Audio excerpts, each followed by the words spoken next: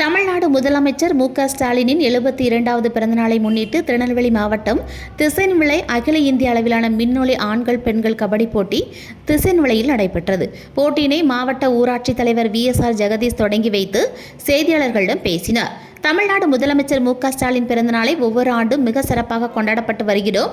தமிழ்நாடு முதலமைச்சர் மு.க. ஸ்டாலினின் 72வது பிறந்தநாள் விழாவை கொண்டாடும் வகையில் அகில இந்திய அளவிலான மின்னொலி கபடி போட்டியை தொடங்கி வைக்கப்பட்டது. இந்த வருடம் மிக சிறப்பாக நடைபெறவுள்ள கபடி போட்டியில் அதிகமாக ஒவ்வொரு மாநிலத்திலிருந்தும் உத்தரப்பிரதேசம், உத்தரகாண்ட், மகாராஷ்டிரா, ஹரியானா, புனே ஆகிய மாநிலங்களில் இருந்தும் வரவுள்ளனர். ராணுவ வீரர்களான காஷ்மீர் ரெட் படையினர், டெல்லி கிரீன் படையினர் ஆகியோர் கலந்து கொண்டு போட்டியில் பங்கேற்க உள்ளனர். சர்வதேச அளவில் விளையாடக்கூடிய ப்ரோ கபடி வீரர்கள் பங்கேற்று சிறப்பிக்க உள்ளனர். இந்த போட்டியை 20,000 நபர்கள் பார்த்து ரசிப்பதற்கு கேலரிகள் அமைக்கப்பட்டுள்ளது. 15/5/2025 முதல் 18/5/2025 வரை 4 நாட்கள் நடைபெற உள்ளது.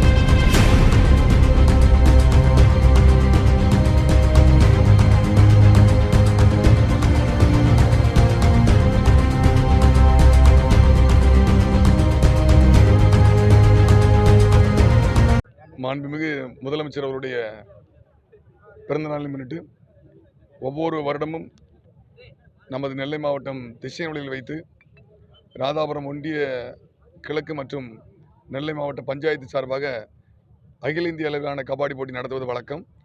அந்த அடிப்படையில் இன்றைய தினம் இந்த அகில இந்திய அளவிலான கபாடி போட்டி இங்கே தொடங்குகிறது.